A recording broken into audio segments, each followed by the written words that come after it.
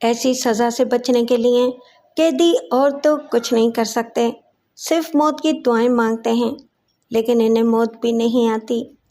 میں بھی عقوبت خانے میں دن رات اپنے مرنے کی دعائیں مانگتا رہا، پتھروں سے سر ٹکراتا رہا، لیکن فرشتہ اجل نے اس اذیت کدے میں اس سوراخ سے جھانکنے کی کوشش بھی نہیں کی جہاں سے سورج بے دلی سے جھانک لیا کرتا تھا۔ سردار کے اس موت گھر کو یہاں بند ہونے سے پہلے بھی میں نے متعدد بار دیکھا تھا۔ 10-12 چھوٹے بڑے غاروں پر مشتمل اس موت گھر میں سردار کے مجرموں کو لانے لے جانے کا فرض عموماً میں ہی ادا کرتا تھا۔ ان غاروں میں بعض غار ایسے تھے جہاں مجرموں کو ڈال کر بھول جایا جاتا تھا۔ جن قیدیوں کو معافی دینے کا ارادہ ہوتا، انہیں بند کرنے والے غار کم اذیت ناک تھے۔ ان میں روشنی بھی دوسرے غاروں سے زیادہ ہوتی، گھٹن کا احساس بھی کم ہوتا اور دن میں ایک وقت پیٹ بھر کر کھانے کو بھی دیا جاتا تھا۔ اس کے برعکس جن مجرموں کو اذیت ناک موت مارنا ہو، انہیں ایسے غاروں میں ڈال دیا جاتا جہاں گھٹن ہوتی، روشنی برائے نام ہوتی اور 3 دن میں ایک بار ایک روٹی کھانے کے لیے اور تقریباً 4 مگ پانی پینے کے لیے دیا جاتا۔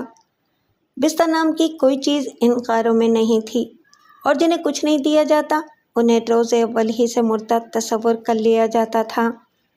مجھے جب سردار نے غار کے حوالے کر دینے کا حکم دیا تو میرا خیال تھا کہ سردار میری سزا بہت جلد معاف کر دے گا، کیونکہ میرا تعلق سردار کے غلاموں جیسے ملازمین سے تھا۔ یہ خاص غلام سردار پر جان نثار کرنے کے لیے ہمہ وقت تیار رہتے تھے۔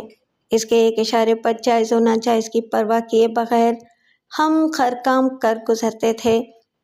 میں نے خود سردار کے ایسے بیشتر کام کیے تھے جن پر میرا ضمیر مجھے اکثر ملامت کرتا رہتا تھا۔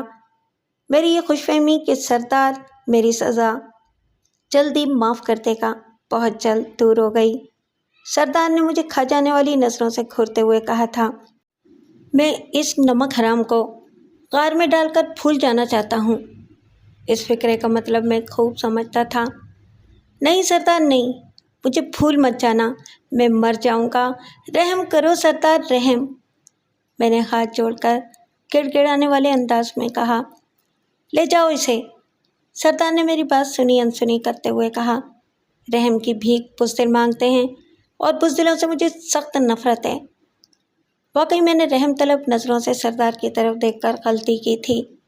میری آنکھوں سے تو نفرت کے شعلے برسنے چاہیے تھے۔ مجھے زمین پر تھوک کر کہنا چاہیے تھا، سردار میں بلوچ ہوں، بہادر اور دلیر بلوچ۔ میری رگوں میں دوڑنے والا خون کسی بزدل کا نہیں۔ میں مصائب اور اذیتوں کا مقابلہ آخری سانس تک کروں گا۔ تجھ سے سزا معاف کرنے کی توقع سے تو لاکھ درجہ بہتر ہے کہ انسان موت کو گلے لگا لے۔ مجھے موت کے غار کے حوالے کرنے سے پہلے 13 دن تک میرے ہی ساتھیوں نے مجھے مسلسل زد و کوب کیا۔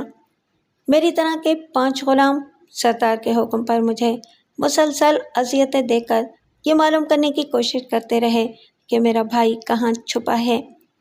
اگر تو نے اپنے بھائی کا پتہ بتا دیا تو مجھے یقین ہے کہ سردار تجھے نہ صرف چھوڑ دے گا بلکہ تیری ملازمت بھی ختم نہیں ہوگی۔ فیض بلوچ نے سرگوشی کی۔ فیض بلوچ بھی میری طرح سردار کے خاص آدمیوں یعنی خاص غلاموں میں سے ایک تھا۔ اس کی سرگوشی نے میرے تن بدن میں آگ لگا دی۔ میں نے طنزیہ انداز میں اس کی طرف دیکھتے ہوئے سوچا، کتنا کمینہ ہے یہ شخص۔ وہی حربہ مجھ پر استعمال کر رہا ہے جو ہم اکثر سردار کے قہر کا شکار لوگوں پر استعمال کرتے آئے تھے، اور اس حقیقت سے بھی آگاہ تھے کہ سردار کی سرشتہی میں کسی کو معاف کرنا نہیں تھا، سزا وہ ہر صورت میں دیتا تھا۔ تیرے بھائی نے ایسا کام کیا ہے کہ اس کی معافی سردار بالکل نہیں دے سکتا، لیکن تیری خدمات بہت ہیں، اس لیے مجھے امید ہے کہ پتہ بتاتے ہی سردار تجھے معاف کر دے گا۔ ہم سب سردار سے کہیں گے، اس لیے کہ جرم تو نے نہیں تیرے بھائی نے کیا ہے۔ یہ بات تو سردار بھی جانتا ہے، لیکن اسے اس کا بھی یقین ہے کہ مجرم کا ٹھکانہ تجھے معلوم ہے۔ کیوں اذیتیں برداشت کر رہا ہے؟ بھائی کا پتہ بتا دے بس۔ میں نہیں جانتا میرا بھائی کہاں ہے، میں نے وہی جھوٹ دہرایا۔ جو اس سے پہلے بھی کئی بار بول چکا تھا۔ تو جانتا ہے، فیض بلوچ نے کہا، سردار ہی کو نہیں ہم سب کو بھی یقین ہے کہ تیرا بھائی تیری مرضی سے ہی روپوش ہوا ہے، اور تو وہ جگہ جانتا ہے جہاں تیرا بھائی چھپا ہوا ہے۔ بتا دے کیوں اپنے جسم کو تکلیف پہنچا رہا ہے؟ میں نے کہہ دیا نا، میں نہیں جانتا، میں نے دھیمی آواز میں کہا۔ اگر مجھے معلوم ہوتا تو میں اتنی اذیت کبھی برداشت نہیں کرتا۔ فیض بلوچ نے میری یہ بات سن کر اپنے دیگر ساتھیوں کی طرف جواب طلب نظروں سے دیکھا۔ میرا خیال ہے کہ یہ مر کر بھی نہیں بتائے گا۔ پھر کیا کریں؟ وہی کریں جو کل کیا تھا، تیسرے ساتھی نے کہا۔ بے ہوش ہو جائے گا تو کل تک کے لیے ہماری جان بھی چھوٹ جائے گی۔ تمہیں پتہ ہے کہ کل جب یہ بے ہوش ہو گیا تھا تو سردار نے ہمیں کتنی گالیاں دی تھیں؟ فیض بلوچ نے کہا۔ سردار کہتا ہے کہ اسے ایسی اذیتیں دو کہ یہ بجائے بے ہوش ہونے کے اپنی زبان کھولے۔ سردار کا خیال ہے کہ اسے بے ہوش کرنا بہت آسان کام ہے، اور ہم لوگ آسان کام کر رہے ہیں۔ پھر اب کیا کریں؟ دوسرے ساتھی نے کہا۔ سبھی کچھ تو ہم لوگ کر چکے ہیں، اس کے جسم کا کوئی حصہ بھی ایسا نہیں جہاں ہم نے اذیت نہ پہنچائی ہو۔ اب یہی ہو سکتا ہے کہ ہم اس کے ہاتھ اور پاؤں کی انگلیاں ایک ایک پور کر کے توڑیں اور آنکھوں میں گرم گرم سلاخیں۔ نہیں، ہم لوگ شاید یہ نہ کر سکیں، یہ کام تو جلادوں والا ہے، فیض بلوچ نے کہا۔ تم لوگ بھی تو جلادی ہو، میں نے کہا۔ اتنا کچھ تو کر چکے ہو، اب میرے ہاتھ پاؤں کی انگلیاں بھی کاٹ کر سردار کو تحفے میں پیش کر دو، اور اس سے یہ بھی کہہ دینا کہ میں نے یہ اذیت محض اس لیے برداشت کی ہے کہ میں اپنے بھائی کا موجودہ پتہ بالکل نہیں جانتا۔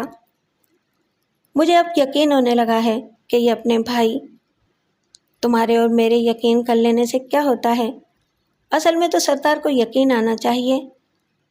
فیض بلوچ، تم سردار سے بات کر لو، اسے بتاؤ کہ یہ پتہ نہیں جانتا، اب وہ جو چاہے اس کے سلسلے میں فیصلہ کرے۔ وہ پانچوں تھوڑی دیر تک اسی انداز کی گفتگو کرتے رہے، اور پھر مجھے رسیوں سے جکڑ کر چلے گئے۔ جاتے ہوئے انہوں نے کمرے کا دروازہ باہر سے بند کر دیا تھا۔ ان کے جانے کے بعد میں نے اطمینان کا سانس لیا تھا۔ میرا خیال تھا کہ اب رات تک کوئی نہیں آئے گا۔ میرے ہاتھ پاؤں بندھے ہوئے تھے اور میں دیوار کے سہارے کھڑا ہوا تھا۔ بہت مشکل اور تکلیف سے میں فرش پر لیٹ گیا۔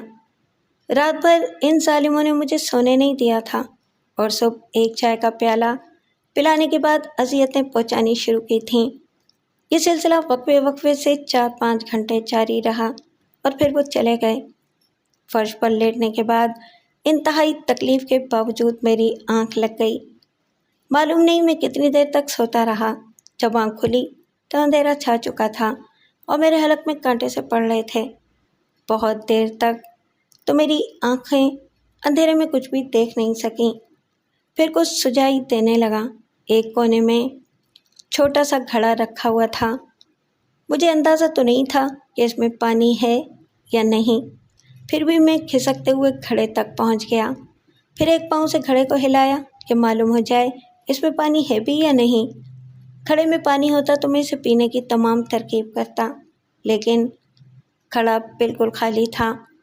گھڑے کے قریب ہی دیوار سے ٹیک لگا کر میں نے سوچا، وہ لوگ کیوں نہیں آئے؟ کیا سردار نے اذیت پہنچانے کا سلسلہ ختم کر دیا؟ کیا اسے میرے بیان پر یقین آ گیا؟ بہت دیر تک میں انہی سوالوں پر غور کرتا رہا۔ پھر مجھے یوں محسوس ہوا جیسا میرا سر چکرا رہا ہو۔ بیٹھے بیٹھے ہی میں فرش پر ڈھیر ہو گیا۔ میں نے آنکھیں بند کر لی تھیں، اس خیال سے کہ شاید دوبارہ نیند آ جائے، لیکن پیاس کی شدت نے نیند کو میری آنکھوں سے دور ہی رکھا۔ موسم تو گرمی کا تھا، لیکن غار سرد تھا۔ ٹھنڈا فرش بدن پر لگی ہوئی چوٹوں کی تکلیف میں اضافہ ہی کر رہا تھا۔ میں نے صبح سے اس وقت تک ایک لقمہ بھی نہیں کھایا تھا۔ بھوک، نقاہت اور پیاس نے ذہن کو بوجھل کر دیا تھا، اسی لیے اپنی موجودہ حالت پر غور کرنا بھی میرے بس کی بات نہیں تھی۔ اسی عالم میں رات گزر گئی۔ صبح کو غار میں فیض بلوچ اور اس کے ساتھ 2 آدمی اور داخل ہوئے۔ یہ دونوں میرے لیے بالکل اجنبی تھے۔ انہیں دیکھ کر میں نے اٹھنے کی کوشش کی، لیکن بس جسم کو حرکت دے کر رہ گیا۔ جسم کا کوئی حصہ ایسا نہیں تھا جہاں فرم نہ ہو، اور پھر پیٹ میں بھی کچھ نہیں تھا۔ اب تم اس قابل بھی نہیں رہے کہ اٹھ کر بیٹھ سکو، ان دو اجنبیوں میں سے ایک نے کہا۔ اس کی آواز اس کے چہرے ہی کی طرح کرخت تھی۔ ہم دونوں اصل میں تمہاری ٹانگیں اور ہاتھ توڑنے آئے ہیں۔ یہ کام فیض اور اس کے ساتھیوں کے بس کا نہیں تھا، مگر ہم دونوں اس کام میں بہت ماہر ہیں۔ اب تم یہ بتاؤ، اس شخص نے میرے پیروں کے قریب بیٹھتے ہوئے کہا، میں تمہارا کون سا پاؤں پہلے توڑوں؟ پہلے پانی پلا دو، پھر جو پیر چاہو توڑ دو، میں نے نکہت میں ڈوبی ہوئی آواز میں کہا۔ نہیں، پانی پی لو گے تو بہت شور مچاؤ گے، پہلے میں ٹانگ توڑتا ہوں، اس کے بعد۔ میرا خیال ہے کہ اسے پہلے پانی پلا دیں، فیض بلوچ نے اس کی بات کاٹتے ہوئے کہا۔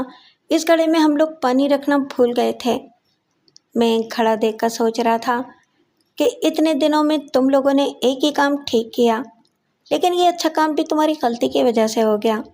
غار میں پانی نہ رکھنے کی غلطی تو تمہیں شروع دن ہی سے کرنی چاہیے تھی۔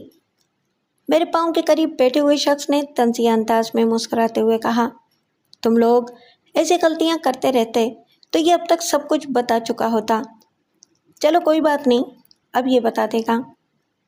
جو کچھ مجھ سے معلوم کیا جا رہا ہے وہ میں بالکل نہیں جانتا، اب جو تمہارے دل میں آئے کرو، اچھا ہے۔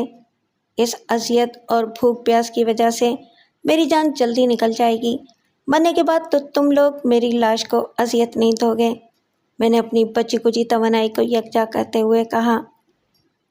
تمہاری زبان میں ابھی بہت دم ہے، اس شخص نے پوری قوت سے الٹا ہاتھ میرے منہ پر مارتے ہوئے کہا۔ دل تو چاہتا ہے کہ پہلے تمہاری زبان کاٹ دوں، لیکن بغیر زبان کے تم ہمیں کچھ بتا نہیں سکو گے، اس لیے پہلے میں تمہارا سیدھا پاؤں گھٹنے کے پاس سے توڑتا ہوں۔ میری بات سنو، دوسرے اجنبی نے کہا، ابھی نہ اس کا کوئی ہاتھ توڑو نہ پاؤں، پہلے ہم دونوں وہ کرتے ہیں جو ہم نے ساربان کے ساتھ کیا تھا، جس کے اونٹ نے سرتار کی زمین سے چند پودے کھا لیے تھے۔ یہ بھی کر کے دیکھ لو، لیکن یہ بہت سخت جان ہے، میرے پاؤں کے قریب بیٹھے ہوئے اجنبی نے کہا۔ میں بیٹھے بیٹھے کام دکھاتا ہوں، تم کھڑے کھڑے دکھاؤ۔ چلو پہلے تم شروع کرو، 1 2 3۔ 3 کی آواز کے ساتھ ہی میرے قریب کھڑے ہوئے شخص کی ٹھوکر نے میری پسلیوں کو ہلا کر رکھ دیا۔ اس ٹھوکر کے بعد تو جیسے ٹھوکروں کی بارش ہو گئی تھی۔ میرے قریب بیٹھے ہوئے شخص بھی کھڑا ہو گیا تھا اور دونوں ہی مجھے ٹھوکریں مار رہے تھے۔ مجھے ان دونوں نے فٹ بال بنا لیا تھا۔ میں تھوڑی دیر تک تو بلبلاتا چیختا رہا اور پھر میری آواز جیسے حلق میں پھنس کر رہ گئی۔ پھر تھوڑی ہی دیر میں میری قوت برداشت جواب دے گئی اور میں ہر چوٹ سے بے نیاز ہو گیا۔ معلوم نہیں ٹھوکریں مارنے والوں کو میرے بے ہوش ہو جانے کا احساس کب ہوا تھا۔ جب میں دوبارہ بیدار ہوا تو غار خالی تھا۔ میں نے نیمو آنکھوں سے تاریک غار کا جائزہ لینے کی کوشش کی۔ چند لمحوں کے بعد جب میں کچھ دیکھنے کے قابل ہوا تو میری نگاہ قریب رکھی ہوئی آدھی روٹی اور اس پیالے پر پڑی جس میں پانی بھرا ہوا تھا۔ میں نے غیر ارادی طور پر ہی اپنا ہاتھ پیالے کی طرف بڑھایا تھا۔ پھر جب میرا ہاتھ پیالے تک پہنچ گیا تو میں یکلخت اچھل پڑا۔ میرے ہاتھ اور پاؤں رسیوں سے آزاد تھے، مجھے کھول دیا گیا تھا۔ آخر کیوں؟ میرے ذہن میں پہلا سوال یہی ابھرا تھا۔ اس سوال کا جواب سوچنے کا میرے پاس وقت کہاں تھا۔ میں نے فوراً ہی پیالہ اٹھا کر 3 گھونٹ بھر لیے۔ چوتھا گھونٹ میں نہیں بھر سکا تھا، پیالہ میرے ہاتھوں سے چھوٹ گیا۔ میرے حلق سے لے کر کلیجے تک جیسے آگ سی لگ گئی تھی۔ یہ پانی نہیں، شراب تھی، شراب۔ اپنے بوجھل ذہن سے میں بہت دیر تک سوچتا رہا کہ مجھے شراب کیوں پلائی گئی، پانی کے بجائے پیالے میں شراب کیوں رکھی گئی۔ اس سوال کا ایک ہی جواب میرے ذہن میں گونج رہا تھا کہ وہ چاہتے ہیں کہ میں نشے کے عالم میں سچ اگل دوں۔ نہیں، یہ کبھی نہیں ہو سکتا۔ میں مر جاؤں گا لیکن اپنے بھائی کا پتہ انہیں کبھی نہیں بتاؤں گا۔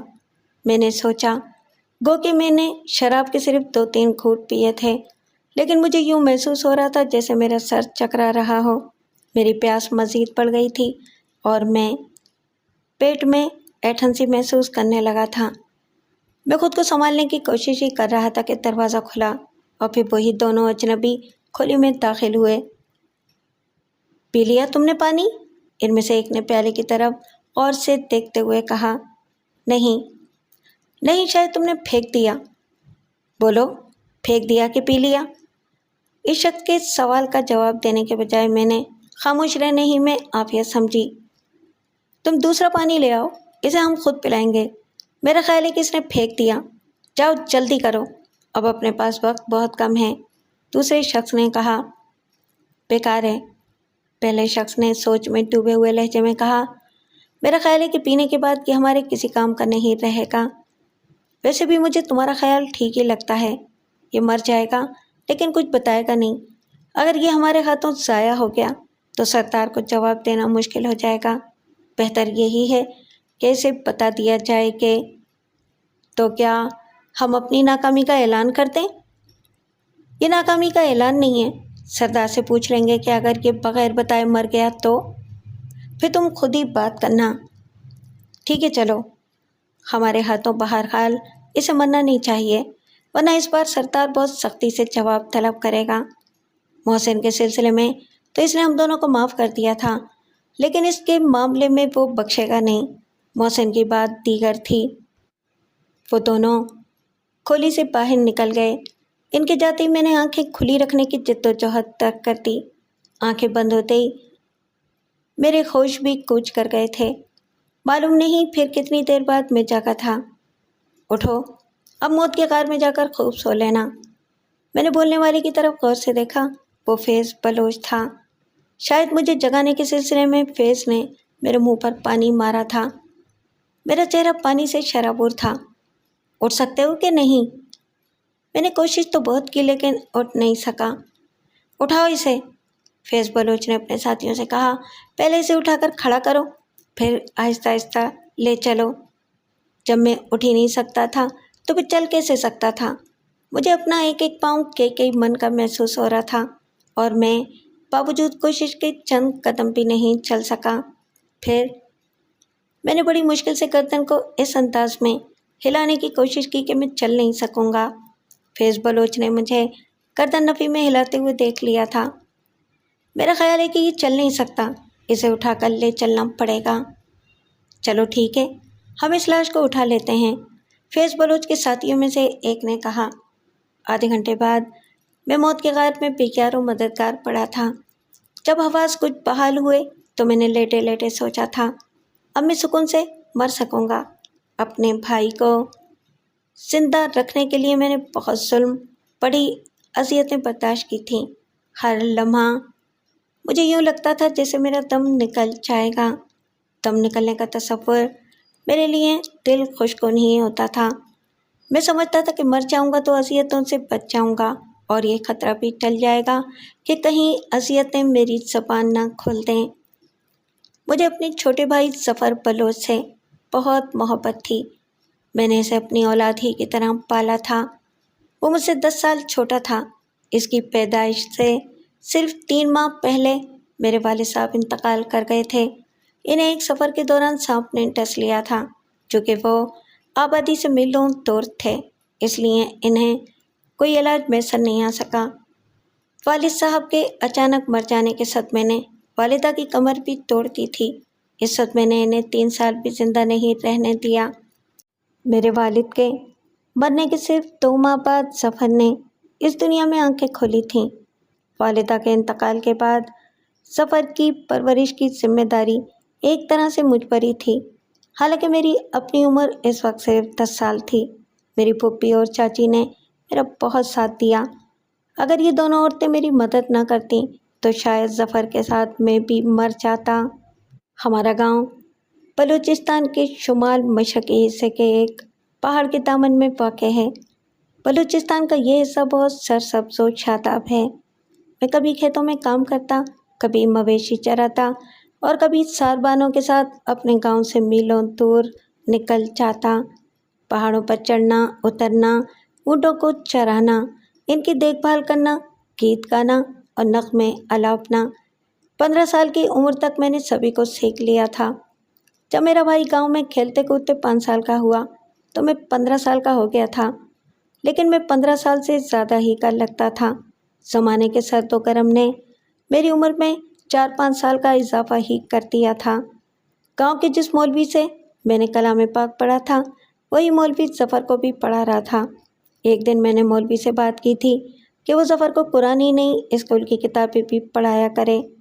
پہلے تو مولوی نے صاف انکار کر دیا، لیکن جب میں نے کہا کہ میں کچھ پیسے دے دیا کروں گا تو مولوی تیار ہو گیا، لیکن اس نے یہ شرط رکھی تھی کہ میں اور ظفر کسی سے اس بات کا تذکرہ نہیں کریں گے، کیونکہ دوسری تعلیم کو سردار اچھا نہیں سمجھتا۔ یہ بات مجھے پہلے ہی سے معلوم تھی کہ سردار گاؤں میں اسکول پسند نہیں کرتا۔ اس کا کہنا تھا کہ صاحب حیثیت لوگ ہی صاحب علم ہو سکتے ہیں، 2-4 کلاس پڑھنے سے تو بہتر ہے کہ انسان پڑھے ہی نہیں۔ یہی وجہ تھی کہ ہمارے گاؤں میں کوئی اسکول نہیں تھا، بس مسجد میں مولوی بچوں کو قرآن پڑھا دیا کرتے تھے اور نماز اذان سکھاتے تھے۔ میرے ساتھ جو بچے قرآن پڑھتے تھے ان میں سے کوئی بچہ ایسا نہیں تھا جس نے پورا قرآن ختم کیا ہو۔ میں نے خود بھی پورا قرآن نہیں پڑھا تھا، لیکن میں نے تھوڑی بہت بلوچی اور اردو پڑھ لی تھی، اس لیے میرے دل میں یہ امنگ تھی کہ میں نہ صحیح میرا بھائی کچھ پڑھ لے۔ ظفر بہت ذہین تھا، اس نے میری توقع سے بھی زیادہ تیزی دکھائی تھی۔ وہ چپکے بہت شوق سے پڑھ رہا تھا۔ مولوی صاحب نے جن کتابوں کا ذکر کیا تھا وہ میں نے بڑی مشکل سے فراہم کی تھیں۔ ظفر کا شوق دیکھ کر مولوی صاحب نے بھی بہت دلچسپی لی اور اس پر محنت کرنے لگے۔ میں بھی جو کچھ کماتا تھا اس کا ایک حصہ مولوی صاحب کی خدمت میں پیش کر دیتا تھا۔ جب ظفر 10 سال کا ہو گیا تو مولوی صاحب نے کہا، اگر تم ظفر کو مزید پڑھانا چاہتے ہو تو اسے شہر کے کسی اسکول میں داخل کرا دو۔ مجھے جو کچھ پڑھانا تھا وہ میں نے اسے پڑھا دیا، کسی بھی اسکول میں اسے داخلہ مل جائے گا۔ مولوی صاحب کی بات میں نے سن تو لی تھی، لیکن اب میری سمجھ میں نہیں آ رہا تھا کہ میں اسے شہر کیسے لے جاؤں اور اسے کس کے حوالے کروں۔ اس غور و فکر میں کئی ماہ بیت گئے۔ انہی دنوں میں ایک قافلے کے ساتھ کوئٹہ گیا۔ کوئٹہ شہر یوں تو میں نے کئی بار دیکھا تھا، لیکن اس بار میں کسی اور نیت سے شہر کو دیکھ رہا تھا۔ پھر ایک دن میں اپنے مقصد میں کامیاب ہو ہی گیا۔ وہ شخص مجھے مل گیا تھا جو اسے اسکول میں داخل کرانے اور اپنی دکان پر ملازم رکھنے کے لیے تیار تھا۔ مجھے تنخواہ نہیں چاہیے، میں نے اس کپڑے کے تاجر سے کہا۔ وہ ہزارہ کا ایک ادھیڑ عمر شخص تھا۔ میں چاہتا ہوں کہ میرا بھائی آپ کے ساتھ رہ کر کچھ پڑھ لے اور تجارت بھی سیکھ لے۔ نہیں، میں تمہارے بھائی کو تنخواہ بھی دوں گا، اس شخص نے کہا۔ میری دکان پر ایک لڑکے کی یوں بھی ضرورت ہے، وہ آپ کا ملازم ہی ہوگا، بس آپ اس کے رہنے اور کھانے کی ذمہ داری لے لیں، باقی تعلیم کے اخراجات میں پورے کروں گا۔ مجھے جب بھی موقع ملے گا میں کوئٹہ آؤں گا اور جو آپ اس کی تعلیم پر خرچ کریں گے میں وہ ادا کر دیا کروں گا۔ وہ تاجر اصرار کرتا رہا کہ تم لڑکے کو جلد لے آؤ، میں اس کی ساری ذمہ داری لے لوں گا۔ میں نے اس تاجر کے بارے میں بہت کچھ معلوم کر لیا تھا۔ وہ بہت شریف اور بااصول آدمی تھا۔ دکان کے قریب اس کی رہائش تھی۔ نرینہ اولاد اس کے کوئی نہیں تھی۔ وہ صرف 3 لڑکیوں کا باپ تھا۔ 2 کی شادیاں اس نے کر دی تھیں، بس ایک لڑکی گھر پر تھی اور اس کی عمر 10 سال سے زیادہ نہیں تھی۔ میرا دل کہہ رہا تھا کہ وہ میرے بھائی کی تعلیم و تربیت میں کوئی کسر نہیں چھوڑے گا۔ کوئٹہ سے واپسی کے 15 دن بعد میرا بھائی گاؤں سے فرار ہو گیا۔ سارے گاؤں میں یہ خبر جنگل کی آگ کی طرح پھیل گئی۔ خاندان کے سارے ہی لوگوں کو ظفر کے فرار ہونے کا افسوس ہوا۔ میں بھی 1-2 دن افسوس کرتا رہا اور پھر ایک دن اسے ڈھونڈنے کا بہانہ بنا کر گاؤں سے تنہا ہی نکل گیا۔ اپنے بھائی کو میں نے پہاڑ کے جس قدرتی غار میں چھپایا تھا وہاں سے لے کر سیدھا کوئٹہ پہنچا اور اس کا ہاتھ تاجر کے ہاتھ میں دے دیا۔ 1 ہفتہ کوئٹہ میں رہنے کے بعد میں گاؤں واپس آ گیا۔ جس دن میں گاؤں کے لیے روانہ ہوا تھا اسی دن ظفر کا داخلہ چھٹی کلاس میں ہو گیا تھا۔ گاؤں پہنچنے کے بعد ہر شخص نے مجھ سے بھائی کے بارے میں پوچھا اور میں نے مایوسی کے عالم میں آہ بھرتے ہوئے نفی میں گردن ہلا دی۔ چند دنوں تک لوگ افسوس کرتے رہے اور پھر اسے ایسے بھولے کہ جیسے میرا کوئی بھائی تھا ہی نہیں۔ یہ بات میرے حق میں بہتر ہی تھی۔ میں نہیں چاہتا تھا کہ میرا بھائی لوگوں کو یاد رہے۔ ہمارے گاؤں سے سالوں ہی میں کوئی کوئٹہ جاتا تھا، اس لیے مجھے اطمینان تھا کہ گاؤں کے کسی آدمی کی نظر میں میرا بھائی نہیں آئے گا۔ حالات پھر کچھ ایسے ہوئے کہ میں 3 ماہ تک گاؤں سے باہر ہی نہیں نکل سکا تھا۔ 3 ماہ بعد میں کوئٹہ پہنچا۔ تو اپنے بھائی کو پہچاننے میں مجھے خاصی دقت ہوئی۔ اس کا حلیہ ہی بدل گیا تھا، گاؤں والی کوئی بات اس میں نہیں تھی۔ 3 مہینے ہی میں وہ شہری بابو بن گیا تھا۔ رکھ رکھاؤ، لباس اور بات کرنے کا انداز، سبھی کچھ تو بدلا ہوا تھا۔ میں بہت دیر تک اسے حیرت سے دیکھتا رہا اور پھر بولا، سفر، خوش تو ہونا یہاں؟ ہاں بھائی، بہت خوش ہوں، سفر نے مسرت آمیز لہجے میں کہا۔ موسیٰ انکل میرا بہت خیال رکھتے ہیں۔ پڑھائی کیسی ہو رہی ہے؟ بہت زبردست۔ موسیٰ بھائی، آپ کا بہت بہت شکریہ، میں نے تشکر آمیز انداز میں کہا۔ یہ میرے پاس کچھ پیسے ہیں، یہ رکھ لیں، میں نے بند مٹھی اس کی طرف کرتے ہوئے کہا۔ نہیں، اسے رہنے دو، موسیٰ بھائی نے کہا۔ یہ بچہ بہت اچھا ہے، کام بہت کرتا ہے، اور سب سے بڑی بات یہ ہے کہ ہر چیز کا مجھ سے زیادہ خیال کرتا ہے۔ لیکن موسیٰ بھائی، پھر بھی یہ رکھ لیں۔ نہیں، اسے تم اپنے پاس جمع رکھو، کبھی اور کام آئیں گے۔ میں 2-3 گھنٹے دکان پر ہی رہا، پھر ظفر کے ساتھ شہر میں تھوڑی دیر گھومنے کے بعد اس سے رخصت ہو گیا۔ رخصت ہوتے وقت میں نے اسے تسلی دی اور کہا کہ یہاں رہ کر تم خوب پڑھو، یہ میرا خواب ہے کہ تم پڑھے لکھے آدمی بن جاؤ۔ ہمارے خاندان میں ایک بھی آدمی پڑھا ہوا نہیں ہے، تم سے ابتدا ہو جائے گی، تمہیں دیکھ کر اور لوگ بھی اپنے بچوں کو پڑھانے کے بارے میں سوچیں گے۔ میں پڑھوں گا بھائی، بہت پڑھوں گا، سفر نے کہا۔ میں کام بھی کروں گا اور پڑھوں گا بھی۔ ویسے تو میں 2-3 ماہ میں ایک بار تمہارے پاس ضرور آیا کروں گا، لیکن اتفاق سے کبھی دیر ہو جائے تو مایوس مت ہونا۔ 4 دن میں نے کوئٹہ ہی میں گزارے، لیکن سفر کے ساتھ نہیں رہا۔ 4 دن بعد میں گاؤں آ گیا۔ دن گزرتے رہے، میں مختلف کام کرتا رہا۔ انہی دنوں چاچا خیر بخش نے کہا کہ تم ملازمت کیوں نہیں کر لیتے؟ آج کل سردار کو کچھ لوگوں کی ضرورت ہے، اگر تم کہو تو میں بات کروں۔ کام کیا کرنا پڑے گا؟ میں نے پوچھا۔ جو سردار کہے وہ کرنا پڑے گا۔ ویسے بھی تم سردار کے ملازم ہو جاؤ گے تو تمہاری عزت ہو جائے گی۔ پھر اپنا سردار ملازموں کا بہت خیال کرتا ہے، عید پر انعام بھی دیتا ہے، ضرورت پڑے تو قرض بھی دے دیتا ہے۔ ٹھیک ہے چچا، خیر بخش بات کرو، میں نوکری کروں گا۔ مجھے یہ نہیں معلوم کہ چاچا خیر بخش نے کس سے بات کی، لیکن میری ملازمت ہو گئی، بلکہ یہ کہنا زیادہ بہتر ہے کہ میں سردار کے غلاموں میں شامل ہو گیا تھا۔ پہلے تو مجھے عجیب سا لگا، لیکن میں رفتہ رفتہ عادی ہو گیا۔ ملازمت کے بعد میں تقریباً 1 سال سفر کی خبر ہی نہیں لے سکا۔ دوسرے سال بمشکل کوئٹہ جا سکا، چونکہ سردار کراچی گیا ہوا تھا، اس لیے مجھے موقع مل گیا۔ سفر کوئٹہ میں بہت اچھا تھا، ہنسی خوشی پڑھ بھی رہا تھا اور کپڑے کی دکان پر کام بھی کر رہا تھا۔ وہ ایک طرح سے موسیٰ بھائی کے گھر کا فرد ہی ہو گیا تھا۔ اسے دیکھ کر میرا دل باغ باغ ہو گیا۔ میری ظفر سے ملاقات 1.5 سال ہی میں ہو رہی تھی۔ جس سال ظفر نے میٹرک پاس کیا، اس سال تو میں اس کے پاس جا ہی نہیں سکا تھا۔ جب میں اس کے پاس ہونے کے 1 ماہ بعد اس سے ملا تو وہ کالج میں داخلہ لینے کی فکر میں تھا۔ میرا خیال ہے بھائی، میں اب کسی اور شہر میں جا کر داخلہ لوں، اس نے دھیمی آواز میں کہا تھا۔ کیوں؟ دوسرے شہر کیوں؟ اب میں کوئٹہ میں نہیں رہ سکتا۔ وجہ کیا ہے؟ پہلی وجہ تو یہ ہے کہ موسیٰ انکل اپنی دکان بند کر رہے ہیں۔ اس ماہ ان کی لڑکی کی شادی ہے۔ شادی کے بعد دونوں میاں بیوی یہاں سے حج کے لیے جائیں گے اور پھر کوشش کریں گے کہ عرب ہی میں رہ جائیں۔ اگر یہ ممکن نہ ہوا تو پھر واپس آئیں گے۔ آنے کے بعد وہ سوچیں گے کہ انہیں کیا کرنا ہے۔ وہ تو مجھ سے بھی کہہ رہے تھے کہ ساتھ چلوں، لیکن میں ابھی یہاں سے جانا نہیں چاہتا، ظفر نے ایک ہی سانس میں کہا۔ دوسری وجہ یہ ہے کہ یہاں کوئی اچھی جز وقتی ملازمت نہیں ملے گی، اس لیے پڑھائی جاری رکھنا بہت مشکل ہے۔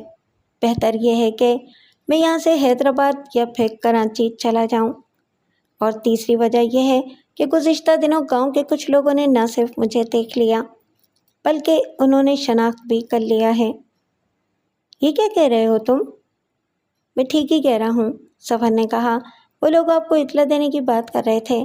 میرا خیال ہے کہ آپ بہت دنوں سے گاؤں نہیں گئے، ورنہ آپ کو میری کوئٹہ میں موجودگی کی اطلاع مل جاتی۔ یہ تو بہت برا ہوا، میں نے زیر لب کہا۔ بات سردار تک بھی پہنچ جائے گی۔ ممکن ہے کہ وہ مجھ سے کچھ نہ کہے، لیکن یہ ضرور سوچے گا کہ میں ایک نچلے درجے کا ملازم ہونے کے باوجود بھی اپنے بھائی کو افسر بنانے کی بات کر رہا ہوں، اور یہ بھی ممکن ہے کہ وہ مجھ سے تمہارے بارے میں بات بھی کریں۔ بات اگر پہنچتی ہے تو پہنچ جائے گی، ٹھیک ہے، جو ہوگا دیکھا جائے گا۔ لیکن میرے پاس اتنی رقم کہاں ہے کہ میں تمہیں دوسرے شہر بھیجوں، داخلہ دلواؤں اور تمہیں ملازمت ملنے تک کھانے پینے اور رہنے کا بندوبست کروں۔ اس کی آپ فکر نہ کریں، وہ سب ہو جائے گا، سفر نے کہا۔ موسیٰ انکل نے کہا ہے کہ وہ اتنی رقم مجھے دیں گے کہ میرا داخلہ ہو جائے اور 4-5 ماہ تک کھانے اور رہنے کی فکر سے میں آزاد ہو جاؤں۔ اتنے عرصے میں تو مجھے کہیں نہ کہیں ملازمت مل ہی جائے گی۔ اگر ایسی بات ہے تو پھر تم چلے جاؤ۔ اگر تمہارا دل کراچی جانے کو کر رہا ہے تو پھر جاؤ، لیکن پھر ہماری تمہاری ملاقات 1-2 سال ہی میں ہو سکے گی۔ نہیں، اب تو سردار کو پتہ چل ہی جائے گا، پھر تو میں بھی آپ کے پاس آ سکتا ہوں۔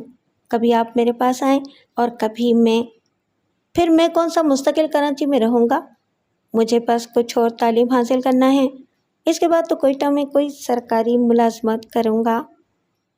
ٹھیک ہے، پھر تم جانے کی تیاری کرو۔ ابھی 6-7 دن میں کوئٹہ ہی میں رہوں گا۔ میری موجودگی ہی میں سفر کراچی چلا گیا تھا۔ سفر کے جانے کے کئی دن بعد سردار کراچی سے واپس آیا تھا۔ اپنی واپسی کے چوتھے دن ہی اس نے سرسری انداز میں سفر کا ذکر کیا تھا۔ سنا ہے تم اپنے بھائی کو افسر بنانے کے خواب دیکھ رہے ہو؟ سردار کے لبوں پر طنزیہ مسکراہٹ کھیل رہی تھی۔ اسے چوری چھپے پڑھانے کی کیا ضرورت تھی؟ کیا تم یہ سمجھتے ہو کہ ہم اپنے لوگوں کی تعلیم کے خلاف ہیں؟ ہم تعلیم کے خلاف نہیں ہیں۔ ہاں، اتنا ضرور کہتے ہیں کہ انسان کو اپنی حیثیت دیکھ کر کام کرنا چاہیے۔ آپ کو تو شاید معلوم ہی ہے کہ میرا بھائی گھر سے بھاگ گیا تھا۔ میں جانتا ہوں، لیکن لوگوں کا خیال ہے کہ تم نے اپنے بھائی کو بھگانے کا ناٹک کیا تھا تاکہ وہ ہماری نسلوں میں آئے بغیر پڑھتا رہے۔ نہیں، ایسی بات نہیں ہے، میں نے پھنسی پھنسی آواز میں کہا۔ اچھا، ختم کرو اس بات کو، سردار نے غصے سے سرخ ہوتے ہوئے کہا۔ یہ سوچ کر جھوٹ بولا کرو کہ کبھی حقیقت سامنے آ جائے گی تو پھر تمہارا کیا حشر ہوگا۔ اس دھمکی آمیز فکرے کے بعد سردار نے مجھے اپنے سامنے سے ہٹ جانے کا اشارہ کیا تھا۔ اس کا مطلب یہی تھا کہ فی الحال میری ضرورت نہیں رہی تھی۔ میں سردار کے سامنے سے ہٹ گیا تھا، لیکن میرے دل کی حالت غیر تھی۔ یہ سوچ سوچ کر میرا دل کبھی ڈوب رہا تھا اور کبھی اتنے زور سے دھڑک رہا تھا جیسے سینہ توڑ کر باہر آ جائے گا کہ کہیں سردار کا مجھ پر عتاب نازل نہ ہو جائے۔ سردار کے عتاب کے بہت سے نظارے میری نظر سے گزرے تھے۔ دوسرے دن جب میرا سردار سے سامنا ہوا تو مجھے یوں محسوس ہوا کہ جیسے کل کی کوئی بات اسے یاد ہی نہ ہو۔ وہ بہت اچھے موڈ میں باتیں کر رہا تھا۔ مجھے قدرے سکون سا ہوا۔ میں نے سوچا چلو بات ختم ہو گئی، خطرہ ٹل گیا۔ حالانکہ بعد کے حالات نے یہ ثابت کر دیا کہ خطرہ صرف وقتی طور پر ٹل گیا تھا۔ سردار کے دل میں یہ بات گھر کر گئی تھی کہ پورے گاؤں اور قبیلے میں صرف میں ہی ایک ایسا ہوں جس نے اپنے بھائی کو بڑا آدمی بنانے کا خواب دیکھا ہے اور اس خواب کی مثبت تعبیر کے لیے کوشاں ہوں۔ دن گزرتے رہے۔ موسیٰ بھائی کے کوئٹہ سے روانہ ہونے سے 15 دن پہلے میں چھپ چھپا کر کوئٹہ آیا تو پتہ چلا کہ ظفر کو کراچی کے ایک کالج میں داخلہ مل گیا تھا اور ہاسٹل میں اس کے رہنے کا بندوبست بھی ہو گیا تھا۔ 6 ماہ تک مجھے علم ہی نہیں ہو سکا کہ ظفر کس حال میں ہے۔ 6 ماہ بعد سردار نے اچانک ہی کراچی جانے کا پروگرام بنایا۔ سردار کے ساتھ جو 4 خدمتگار جا رہے تھے ان میں بھی شامل تھا۔ اس سے پہلے بھی میں کئی بار سردار کے ساتھ کراچی جا چکا تھا، لیکن اس بار میں بہت خوش تھا۔ میں نے سوچا تھا کہ اس بہانے ظفر سے بھی ملاقات ہو جائے گی۔ سردار کا اپنا ذاتی بنگلہ سخی حسن میں تھا۔ بنگلے میں ملازمین ہی نہیں، اس کے 2 بیٹے بھی تھے۔ ایک لڑکا یونیورسٹی میں اور دوسرا لڑکا کسی کالج میں پڑھتا تھا۔ سردار نے انہیں اپنی آمد کی اطلاع دے دی تھی۔ جب ہم لوگ کراچی پہنچے तो दोनों लड़के बंगले पर ही मिले थे। 4 दिनों तक मैं बंगले से निकल ही नहीं सका। 5वें दिन मुझे मौका मिल गया। सफ़र को तलाश करने में 3 घंटे लग गए थे। बस इसे इत्तेफाकी कहा जा सकता है कि ज़फ़र से मेरी मुलाकात हॉस्टल के गेट पर ही हो गई थी। मैं 3 घंटे से परेशान हो रहा हूँ, मैंने इसे गले मिलने के बाद कहा। हॉस्टल में बस मैं सोने के लिए ही आता हूँ, ज़फ़र ने कहा। इस वक्त तो इत्तेफाक से आ गया था। सुबह कॉलेज जाते हुए मैं अपने दफ्तर की चाबियाँ भूल गया था, वही लेने आया था। शाम 5 बजे से 9 बजे तक एक दफ्तर में काम कर रहा हूँ। यहाँ से चलो कहीं बैठकर बात करते हैं। हॉस्टल ही में बैठ जाते हैं। इस वक्त मेरे कमरे में कोई नहीं है, मेरे दोनों साथी कहीं बाहर गए हुए हैं। कमरा बहुत पुरसुकून था। सफ़र ने मेरे लिए चाय तैयार की। चाय पीते हुए मैंने इससे बहुत सी बातें की। इसने भी अपने बारे में सभी कुछ बता दिया। वो कराची में खुश था, पढ़ाई भी इत्मीनान बख्श तरीके से हो रही थी। ज़ाती अखराजात के मामले में उसका हाथ कदरे तंग था। मैंने 100 रुपये उसको देते हुए तसल्ली दी थी कि मैं इसे जब भी मौका मिला कुछ न कुछ रकम भेजता रहूँगा। जब मैं ज़फ़र के पास से उठ रहा था तो उसने एक तशवीशनाक बात कह दी। भाई, गुज़िश्ता दिनों सरदार के छोटे लड़के से मुलाकात हो गई। तारुफ के बाद उसने मुझसे बहुत सी बातें पूछी। जब मैं बता चुका तो उसने तंज़िया अंदाज में मुस्कुराते हुए आपका हवाला देकर कहा कि अच्छा, तो तुम हमारे मुलाजिम के भाई हो? हाँ, मुझे मालूम हुआ था कि हमारे मुलाजिमों में से एक का भाई कराची में पढ़ता है। ये बहुत बुरा हुआ, मैंने पुरख्याल अंदाज में कहा। तुम इससे मिले ही क्यों? मैं कहाँ मिला? हम सारे बलोच लड़के एक जगह खड़े बातें कर रहे थे कि वो खुद ही हम लोगों के करीब आ गया।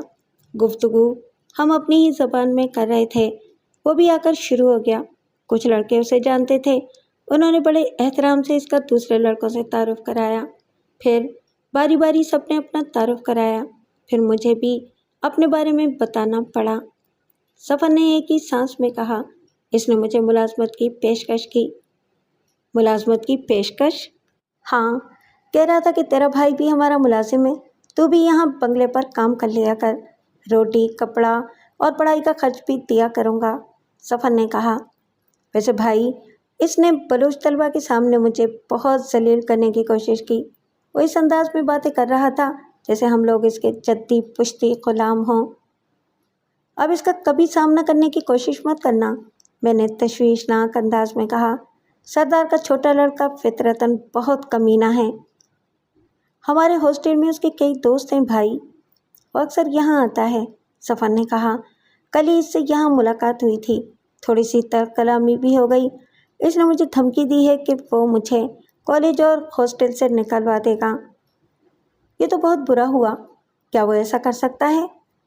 मेरा ख्याल है कि वो मुझे हॉस्टल से निकलवा सकता है।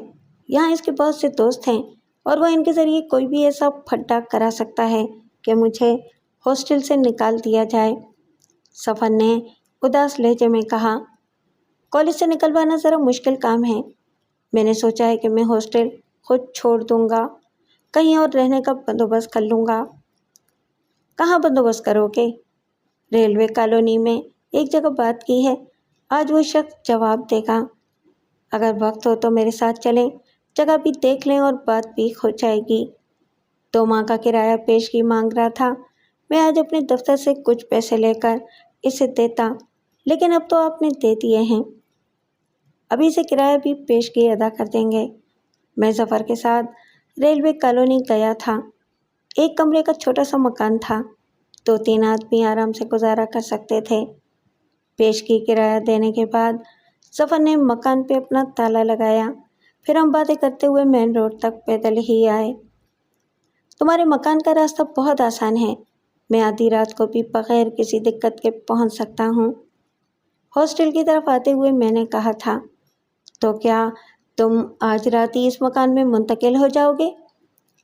नहीं, अभी 2-4 दिन तो मैं हॉस्टल में ही रहूँगा, सफ़र ने कहा।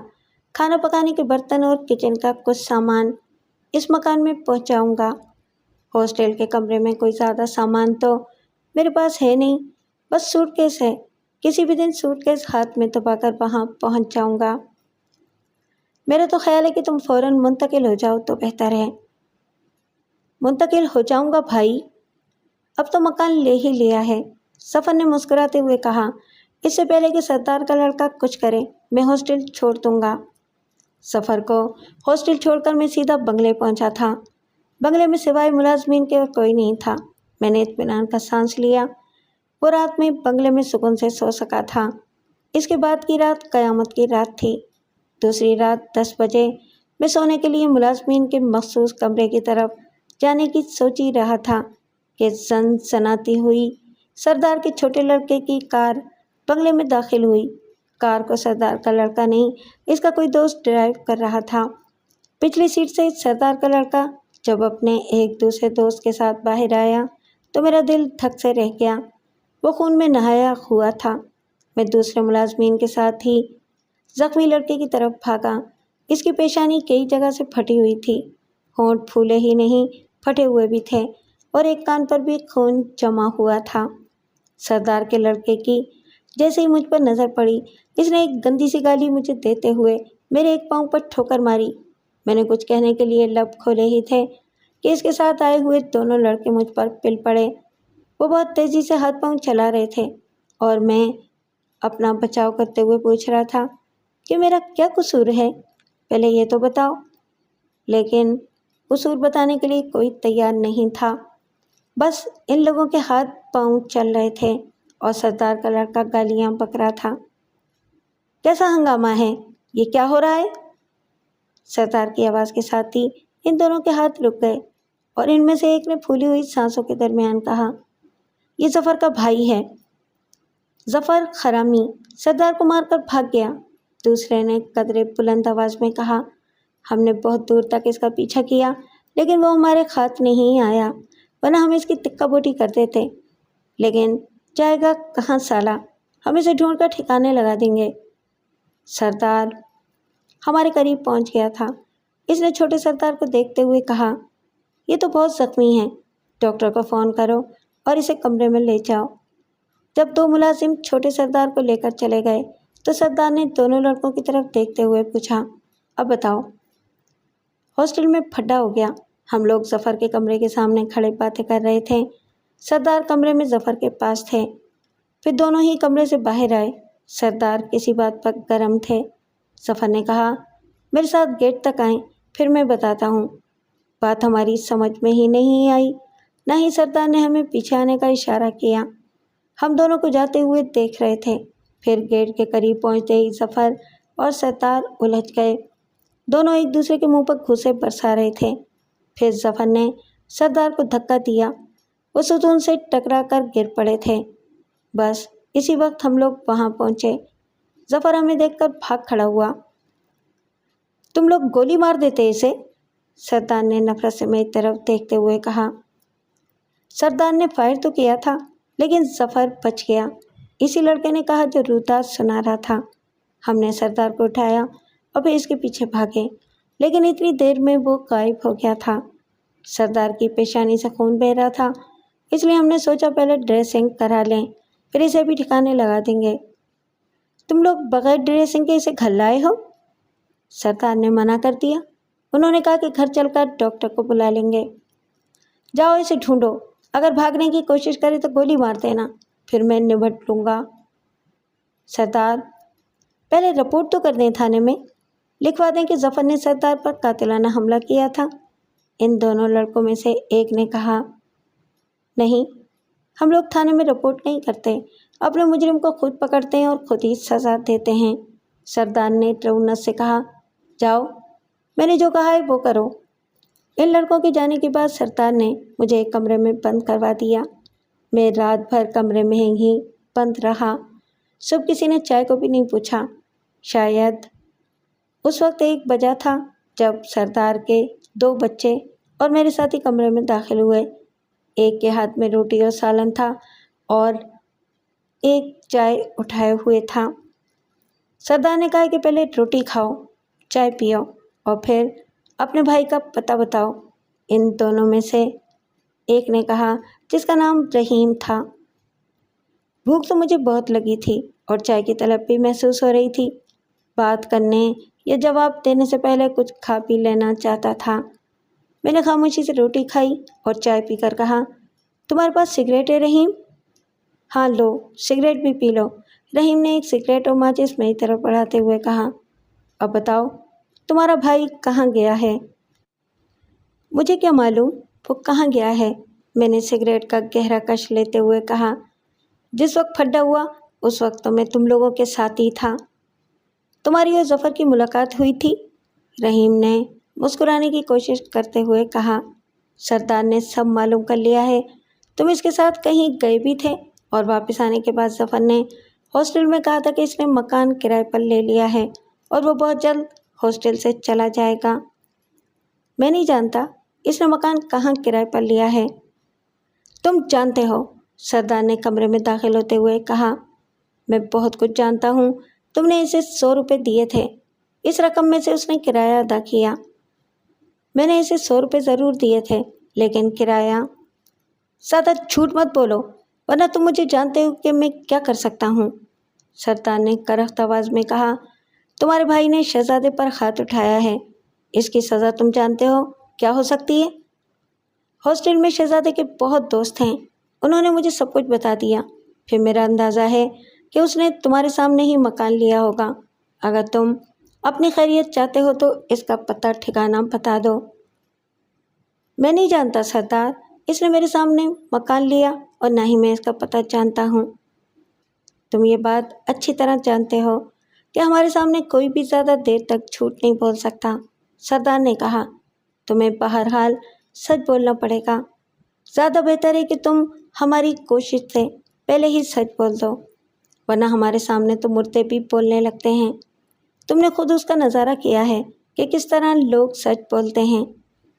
سردار مجھے بہت دیر تک دھمکیاں دیتا رہا، اس کے بعد چلا گیا۔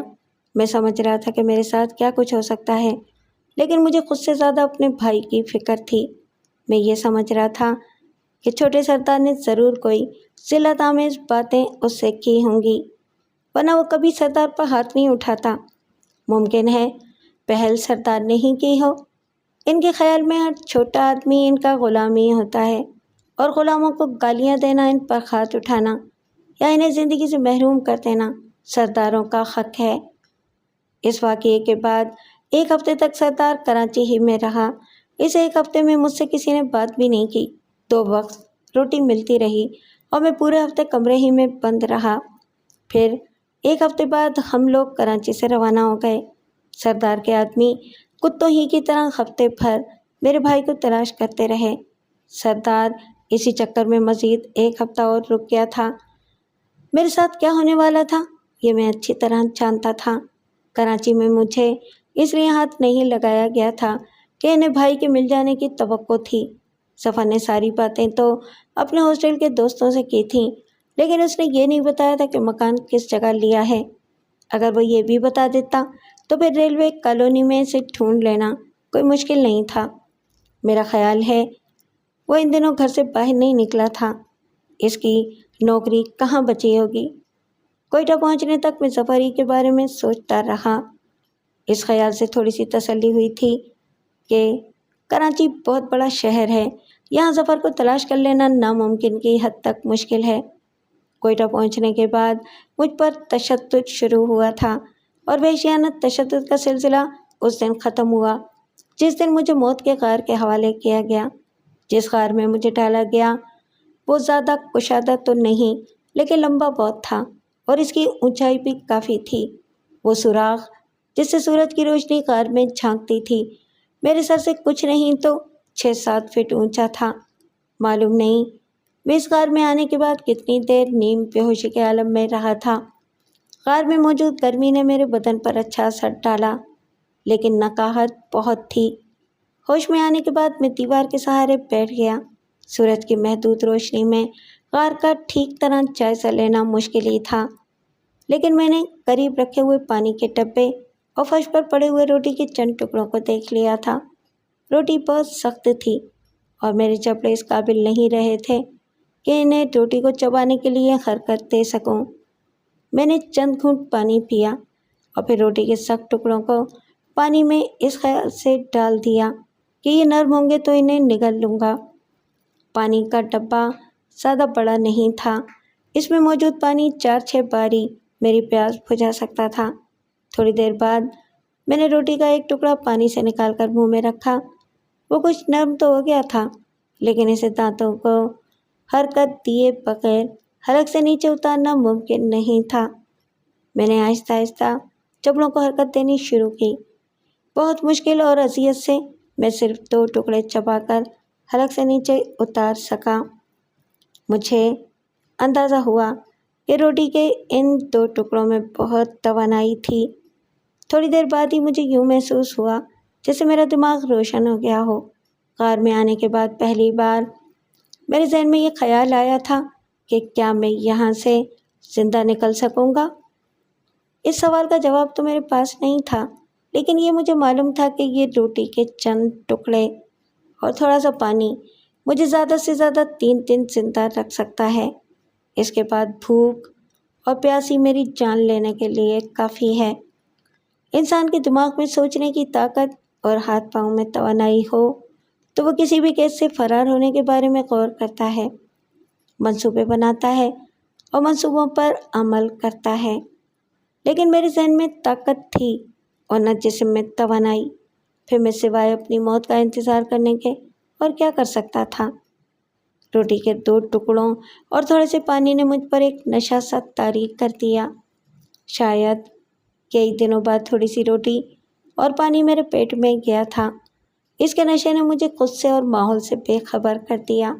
جس وقت غنودگی کے عالم میں لیٹا تھا، اس وقت تو سورج کی روشنی ایک بڑے سے نقطے کی طرح غار کے فرش پر پڑ رہی تھی، لیکن جب مجھے دوبارہ ہوش آیا تو غار بالکل تاریک تھا، اتنا تاریک کہ مجھے اپنے ہاتھ پاؤں بھی نظر نہیں آ رہے تھے۔ بہت دیر تک میں اندھیرے میں کچھ دیکھنے کی ناکام کوشش کرتا رہا، پھر آہستہ آہستہ اٹھ کر بیٹھ گیا۔ بیٹھے بیٹھے میں نے سوچا، پتہ نہیں رات ابھی کتنی دیر اور رہے گی۔ اگر تھوڑا سا پانی پی لوں یا ایک روٹی کا ٹکڑا کھا کر پانی پیا جائے تو بہتر رہے گا۔ پھر روٹی اور پانی کی تلاش ہی میں ہاتھوں کو حرکت دی تھی۔ تھوڑی سی کوشش کے بعد ہی میرا ہاتھ روٹی کا ٹکڑا اور پانی کا ڈبہ لگ گیا۔ روٹی کے ٹکڑے کو میں نے پھر پانی کے ڈبے میں ڈال دیا اور اس کے نرم ہونے سے پہلے ہی میں نے 2 گھونٹ پانی پی لیا۔ تھوڑی دیر بعد جب روٹی کا ٹکڑا قدرے نرم ہوا تو میں نے اسے منہ میں رکھ کر آہستہ آہستہ چبایا۔ ایک لقمہ روٹی چبا کر نگلنے میں مجھے خاصی دیر لگی۔ پھر میں نے 2 گھونٹ پانی پیا اور فرش پر لیٹ گیا۔ اندھیرے میں آنکھیں بند کرنا یا کھلی رکھنا دونوں ہی برابر تھے، لیکن زیادہ دیر تک آنکھیں کھلی نہیں رکھ سکا۔ آنکھیں بند کرتے ہی مجھ پر غفلت سی طاری ہو گئی۔ دوبارہ جب میری آنکھ کھلی تو سورج کی وہی محدود روشنی کا دائرہ غار میں ایک طرف چپکا ہوا تھا۔ 2-3 لقمے روٹی اور پانی نے میرے اندر خاصی توانائی بھر دی تھی۔ میں غار کی دیوار کو پکڑ کر کھڑا ہو گیا۔ سر چکرا رہا تھا، لیکن میں بیٹھا نہیں، لیکن خود کو سنبھالنے کی کوشش جاری رکھتا رہا۔ اس محدود روشنی اور نیم تاریکی میں بھی میں بہت کچھ دیکھ سکتا تھا۔ چند لمحے کھڑے رہنے کے بعد میں آہستہ آہستہ بیٹھ گیا۔ روٹی کا ایک ٹکڑا اور تھوڑا سا پانی ابھی باقی تھا۔ میں نے اس ٹکڑے کو پھر پانی کے ڈبے میں ڈال دیا۔ روٹی پانی میں نرم ہو رہی تھی اور میں سوچ رہا تھا، یہ روٹی اور پانی تو ابھی ختم ہو جائے گا، اس کے بعد میں کیا کروں گا؟ مر جاؤں گا، اپنے بھائی پر قربان ہو جاؤں گا۔ سفر کو پتہ بھی نہیں چلے گا کہ میں نے اس کی زندگی کے لیے کتنی اذیتیں برداشت کر کے موت کو گلے لگایا ہے۔ کبھی نہ کبھی تو ظفر کو یہ بات معلوم ہو ہی جائے گی، لیکن اسے بتائے گا کون؟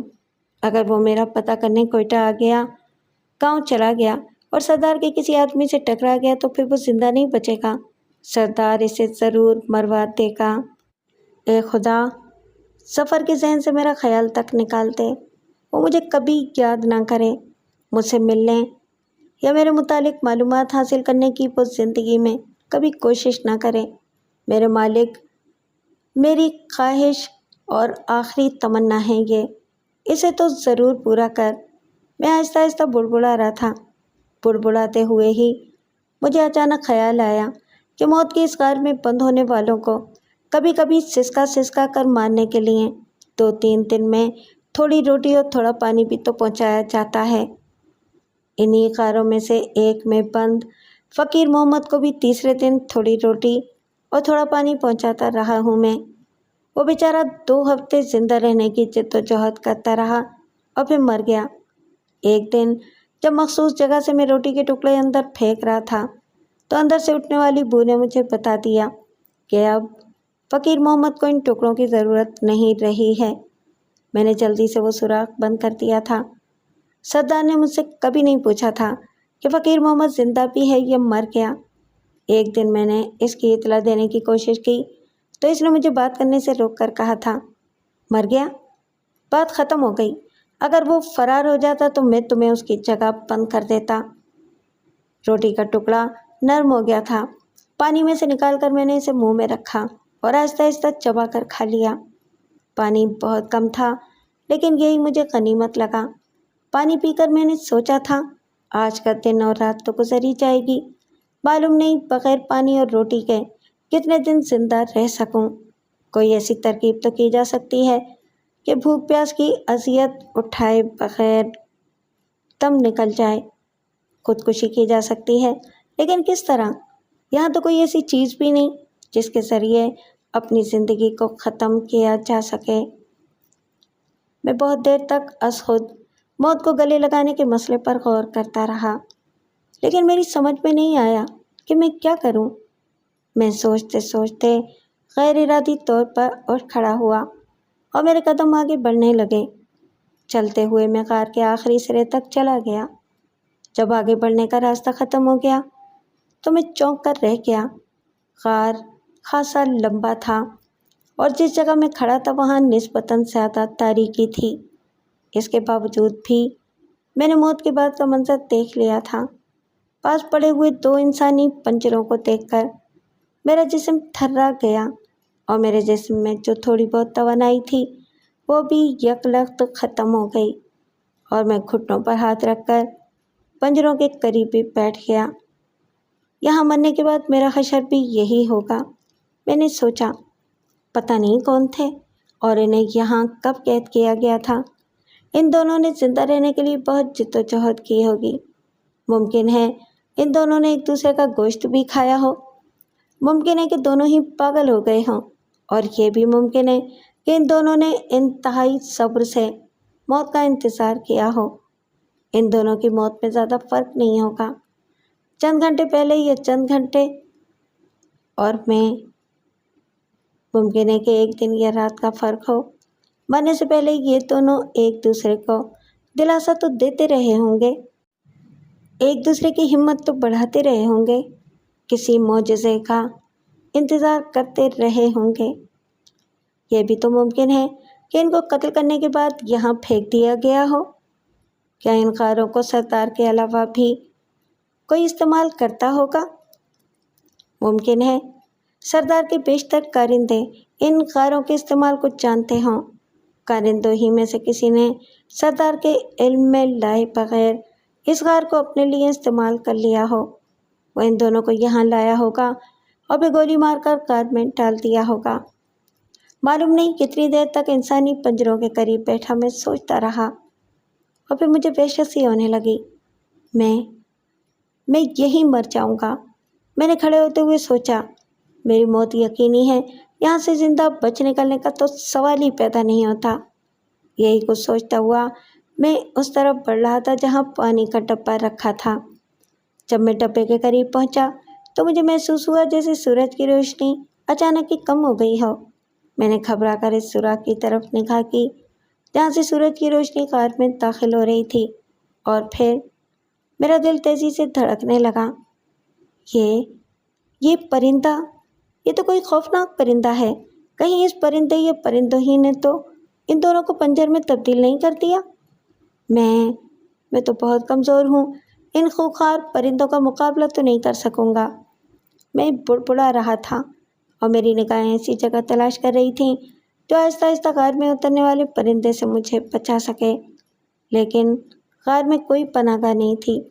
میں غار کی دیوار سے لگ کر کھڑا ہو گیا اور پھر نیچے اترنے والے پرندے پر نگاہیں جما دیں۔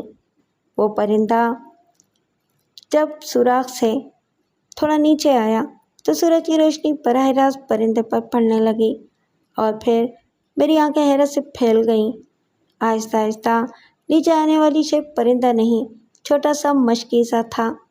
کوئی شخص رسی کی مدد سے اسے غار میں اتار رہا تھا۔ یہ کون ہو سکتا ہے؟ میں نے سوچا۔ اور مشکیزے میں کیا ہے؟ پانی، شربت یا دودھ یا کچھ اور؟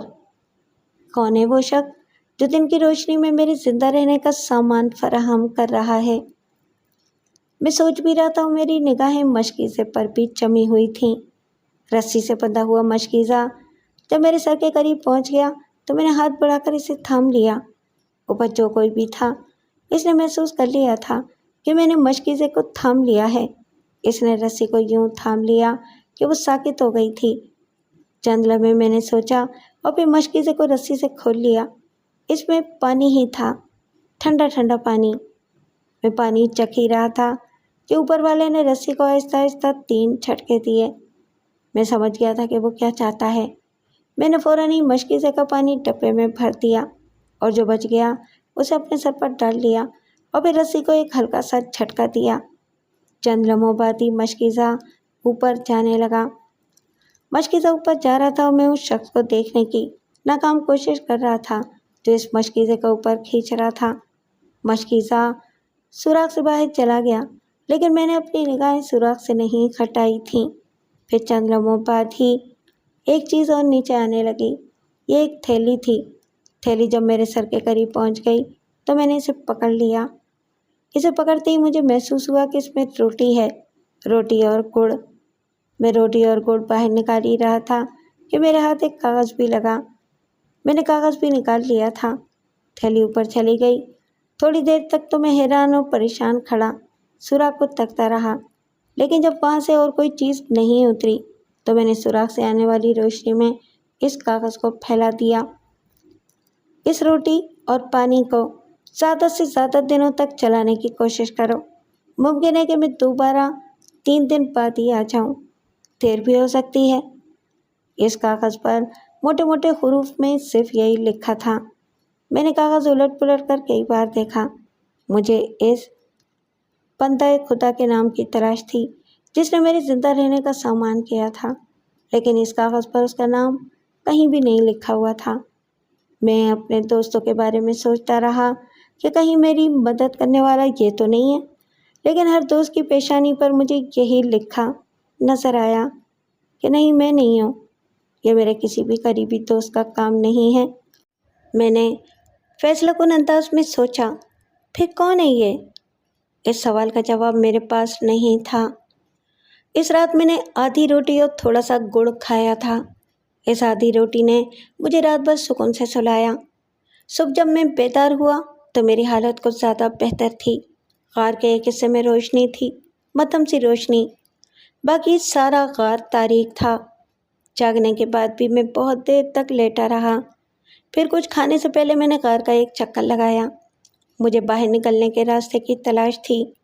وہ راستہ جس سے مجھے غار میں داخل کیا گیا تھا وہ ناقابل عبور تھا۔ غار کا منہ ایک ایسے گول پتھر سے بند کیا جاتا تھا جسے کھولنا یا غار کے منہ سے ہٹانا ایک آدمی کے بس کی بات نہیں تھی۔ اسے ہٹانے کے لیے تو کم سے کم 10 آدمیوں کی ضرورت تھی، جبکہ ہٹے ہوئے اس پتھر کو 2 آدمی بھی غار کے منہ تک دھکا دے سکتے تھے۔ اس کی وجہ یہ تھی کہ پتھر 8-10 آدمی غار کے منہ سے ہٹا کر ایک ایسی جگہ روک دیتے تھے کہ بعد میں صرف 2 آدمی ہی ایک دھکے میں اسے غار کے منہ تک پہنچا دیں۔ پتھر کو اونچائی کی طرف ہٹایا جاتا تھا۔ اس اونچائی سے لڑک کر پتھر دوسری طرف کی اونچائی سے لگ جاتا۔ اس طرح غار کا منہ بند ہو جاتا۔ بہت دیر تک میں نے غار کا جائزہ لیا، لیکن کوئی ایسی جگہ نظر نہیں آئی جہاں سے باہر نکلنے کا امکان ہو۔ اس تلاش میں بہت دیر بھی لگ گئی اور میں تھک بھی گیا۔ پھر میں واپس اپنی جگہ پر آ کر لیٹ گیا تھا۔ اس دن سورج کی روشنی غائب ہونے تک میں نے کئی بار غار کا جائزہ لیا تھا اور ہر بار سوائے تھکن کے میرے ہاتھ کچھ نہیں آیا تھا۔ باہر نکلنے اور جان بچانے کی فکر میرے سر پر سوار تھی۔ اس کے باوجود بھی میں نے وہ رات پرسکون اور گہری نیند لے کر ہی گزاری تھی۔ صبح بیدار ہونے کے بعد سب سے پہلے جو خیال ذہن میں آیا وہ یہ تھا کہ آج وہ شخص پھر آئے۔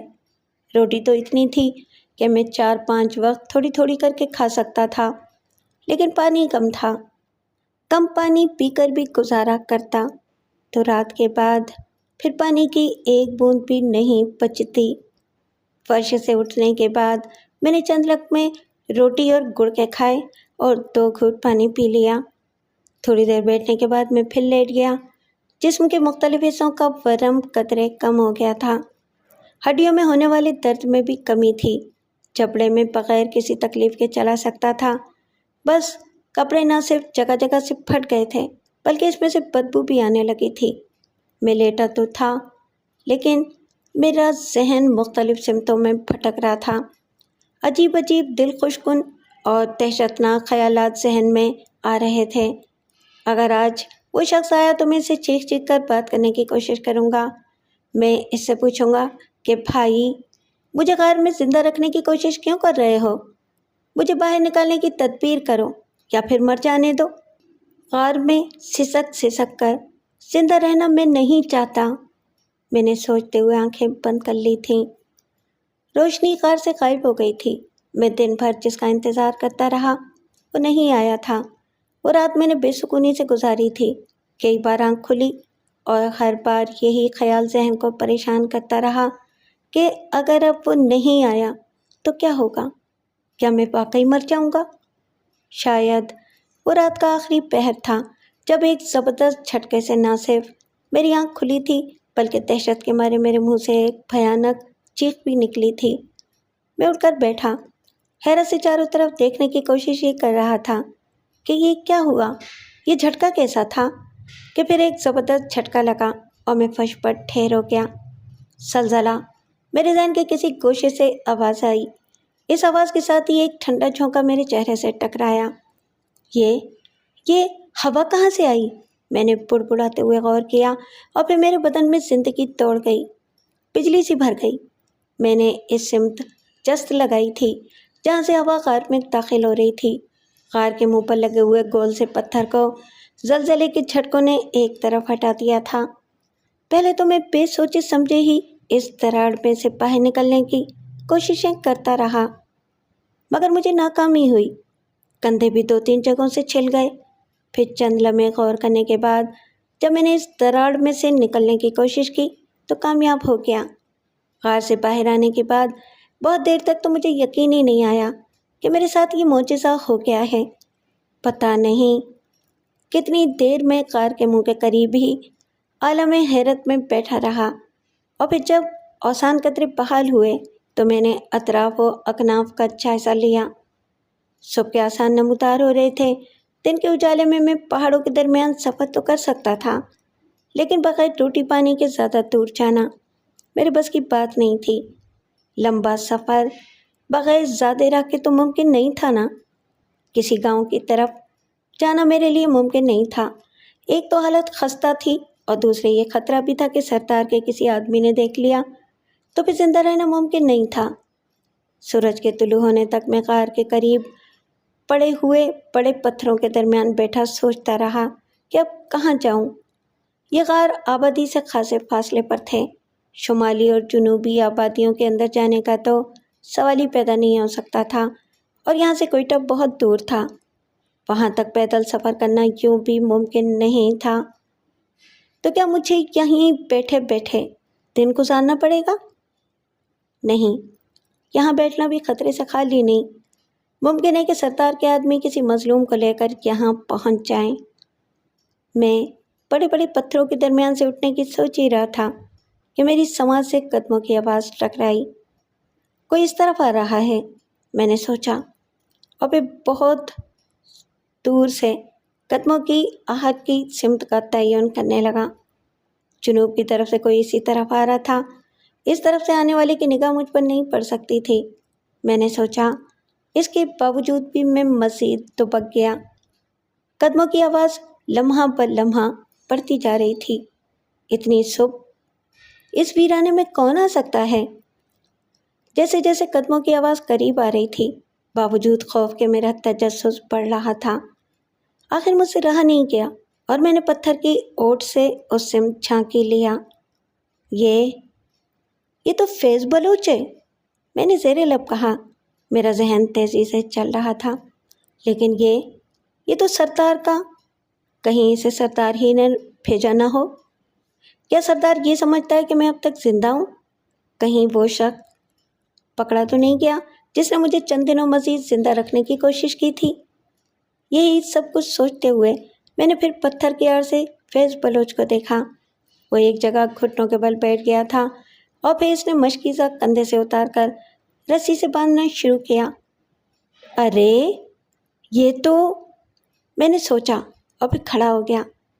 میں فیض بلوچ کو آواز دینا چاہتا تھا، لیکن مارے مسرت کے میرے منہ سے آواز ہی نہیں نکل رہی تھی اور فیض بلوچ میری طرف دیکھ بھی نہیں رہا تھا۔ چند لمحوں کی کشمکش اور کوشش کے بعد پتھروں کی آڑ سے باہر آتے ہوئے میں نے فیض بلوچ کو آواز دے ہی لی۔ میں باہر ہوں فیض بلوچ، پانی اندر کیوں اتار رہے ہو فیض بلوچ؟ فیض بلوچ نے گھبرا کر میری طرف دیکھا، حیرت سے اس کی آنکھیں پھیلی ہوئی تھیں۔ میں آہستہ آہستہ اس کے قریب ہو رہا تھا۔ تم باہر؟ لیکن میرا وقت ابھی نہیں آیا، میں نے اس کے قریب پہنچ کر کہا۔ زلزلے نے میری مدد کی، پتھر غار کے منہ سے ہٹ گیا تھا۔ تھوڑی دیر تک فیض بلوچ مجھے دیکھتا رہا اور پھر لرزتی ہوئی آواز میں بولا، تمہاری حالت تو بہت خراب ہے، اگر تم بولتے نہیں تو اس نے فکرہ ادھورا چھوڑ دیا۔ وہ پھر میری حالت، پھٹے ہوئے گندے کپڑوں، زخمی کندھوں اور میل میں لتھڑے ہوئے چہرے کو دیکھ رہا تھا۔ مجھے یہاں سے جلدی کہیں نکل جانا چاہیے، میں نے سرگوشیانہ انداز میں کہا۔ لیکن تم اس حالت میں کہاں جا سکو گے؟ تمہارے تو پیر کانپ رہے ہیں۔ بیٹھ جاؤ، اس وقت ادھر کوئی نہیں آئے گا۔ جب میں بیٹھ گیا تو اس نے پانی پینے کے لیے کہا۔ چند لقمے روٹی کے کھانے اور پانی پینے کے بعد میں نے دھیمی آواز میں اس سے کہا، میں تو سوچ بھی نہیں سکتا تھا کہ تم میری مدد کرو گے۔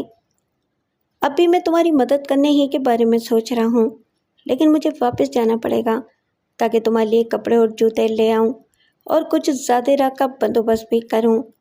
لیکن تم اتنی دیر بیٹھو گے کہاں؟ ممکن ہے کہ مجھے دیر ہو جائے۔ تم کتنی دیر میں واپس آ سکو گے؟ 2-3 گھنٹے تو لگ ہی جائیں گے، فیض بلوچ نے کہا۔ سردار رات ہی کراچی گیا ہے، اگر وہ ہوتا تو میرا آج بھی یہاں آنا مشکل ہی ہوتا۔ کیا یہ ممکن نہیں کہ تم دوبارہ غار ہی میں پناہ لو؟ 2-3 گھنٹے ہی کی تو بات ہے، میں ضرور آؤں گا۔ نہیں، میں دوبارہ غار میں نہیں جاؤں گا، میں نے اس کی بات کاٹ کر کہا۔ کیا پتا پھر زلزلے کا کوئی جھٹکا غار کا منہ بند کر دے۔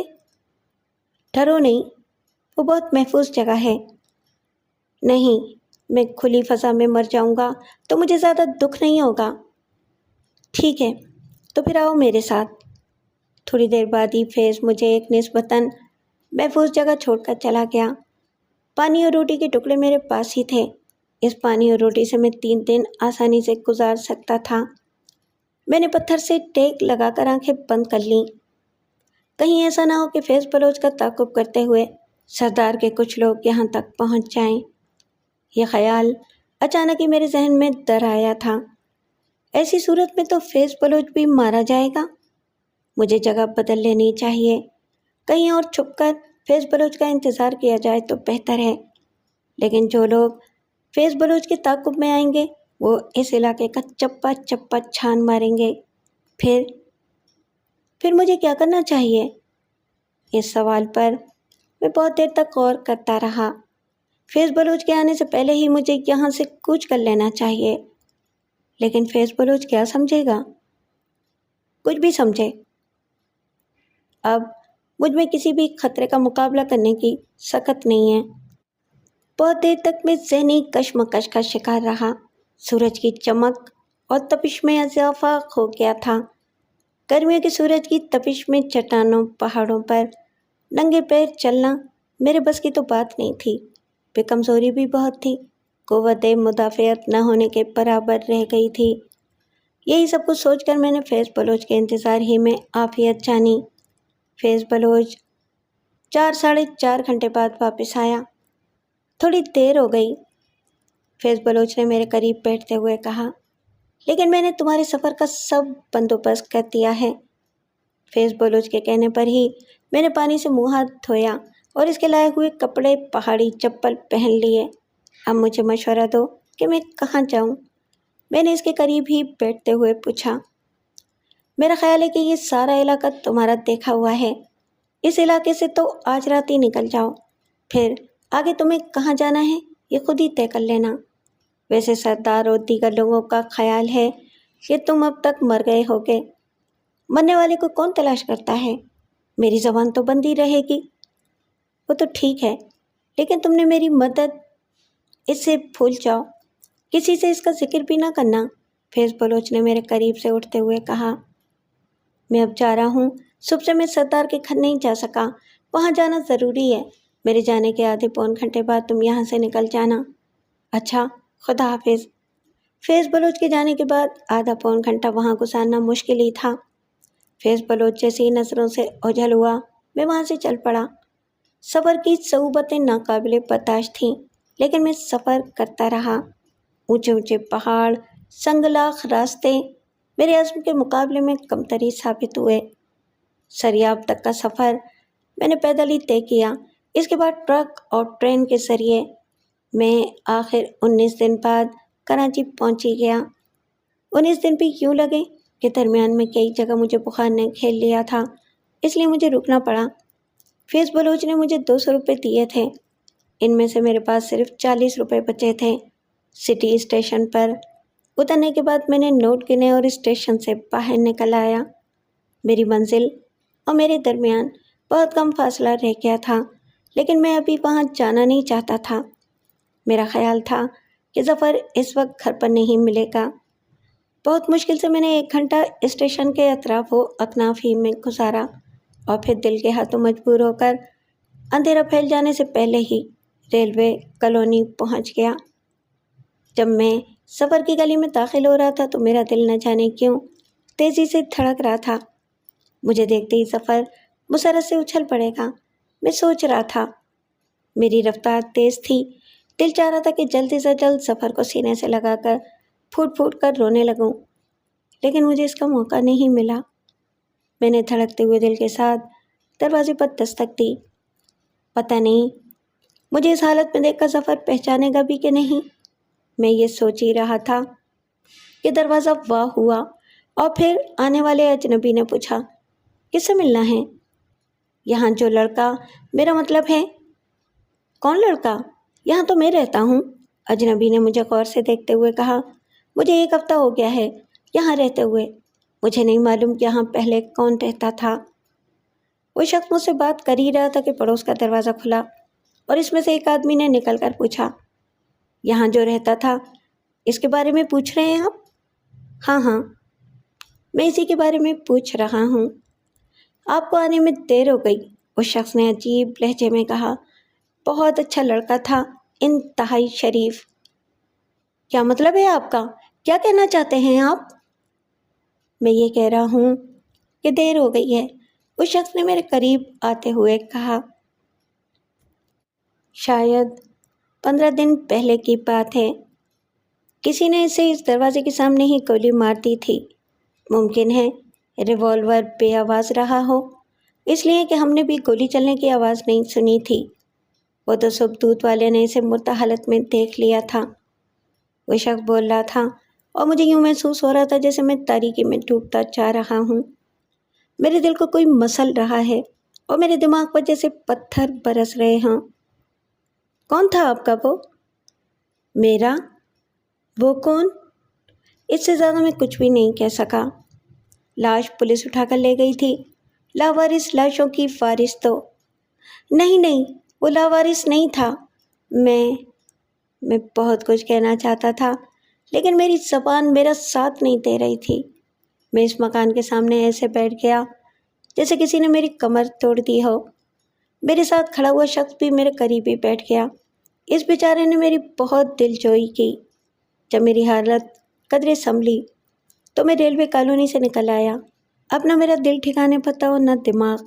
ज़फ़र की खातिर جھیلا ہوا ایک ایک عذاب یاد آ رہا تھا، جس کی خاطر میں نے اپنی جان داؤ پر لگا دی تھی، جس کی خاطر اذیتیں برداشت کی تھیں اور جس کی خاطر میں اپنا سب کچھ ہار گیا تھا۔